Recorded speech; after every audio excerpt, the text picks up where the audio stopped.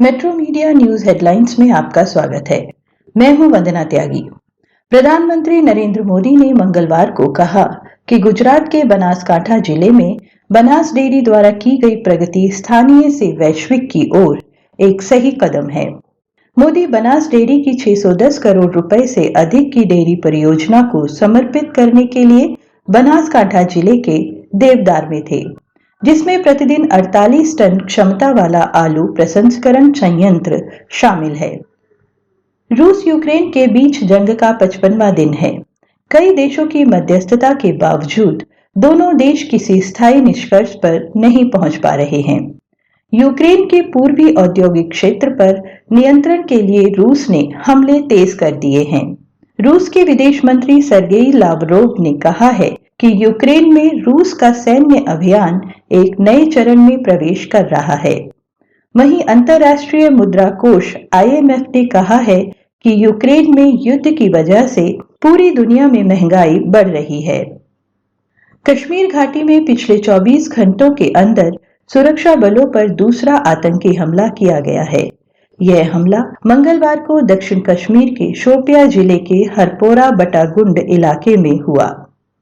देश की राजधानी में दिल्ली नगर निगम अब पुनः अस्तित्व में लौट आया है, जिसमें 3 की बजाय 1 महापौर होगा और 1 ही निगमायुक्त।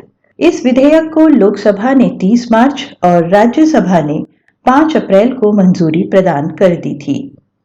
देश में कोरोना संक्रमितों की संख्या एक बार फिर बढ़ने लगी है।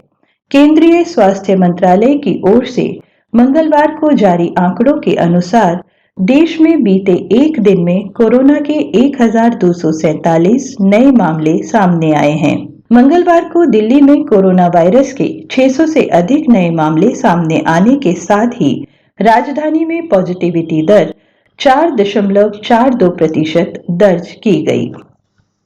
राजधानी दिल्ली के जहांगीरपुरी में हुई हिंसा के बाद अब निगम की ओर से अवैध निर्माण और अतिक्रमण के खिलाफ कार्यवाही की जाएगी।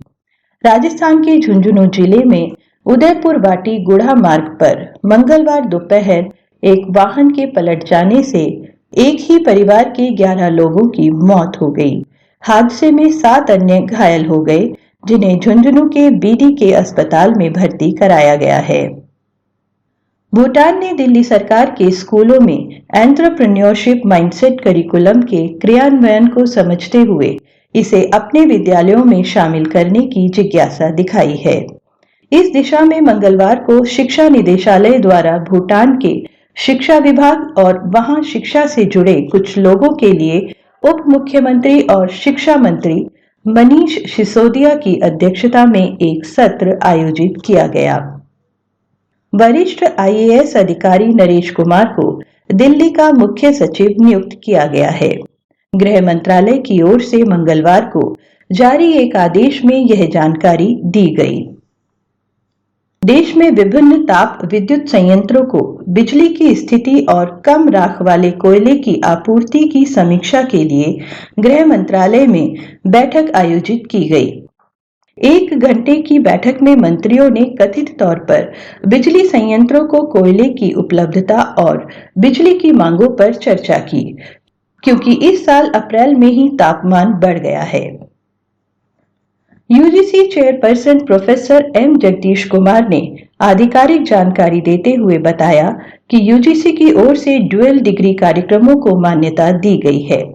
UGC की स्वीकृति मिलने के उपरांत अब भारत का कोई भी विश्वविद्यालय विदेशी विद्यालयों से ड्यूअल डिग्री कार्यक्रम के लिए समझौते कर सकता है। उत्तर प्रदेश की मोदी सरकार ने कैबिनेट बैठक में 14 प्रस्तावों पर मोहर लगाई है। बैठक में लैब टेक्नीशियन के खाली पदों को भरने से लेकर न्यायिक पदों पर 4% आरक्षण दिव्यांगों को देने सहित कई फैसले लिए गए। इंडियन प्रीमियर लीग में मंगलवार को रॉयल चैलेंजर्स बैंगलोर ने लखनऊ सुपर जायंट्स को 18 रन से हरा दिया। पूर्व विश्व नंबर 1 और टोक्यो ओलंपिक के फाइनलिस्ट उत्तर प्रदेश के सौरभ चौधरी ने डॉक्टर करनी सिंह शूटिंग रेंज में 50 मीटर पिस्टल ट्रायल में सीनियर और जूनियर वर्ग में 3 स्वर्ण पदक और 1 रजत पदक अपने नाम किया।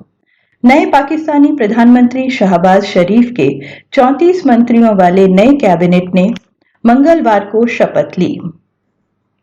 मुंबई शेयर बाजार मंगलवार को गिरावट के साथ बंद हुआ। दिन भर के कारोबार के बाद बीएसई सेंसेक्स 703.59 अंक की गिरावट के साथ 56,463.15 अंक पर बंद हुआ। वहीं निफ्टी भी 215 अंक फिसलकर 16,958.65 अंक पर बंद हुआ। इन खबरों को विस्तार से पढ़ने के लिए आप लॉगिन कर सकते हैं metromedia live.com पर।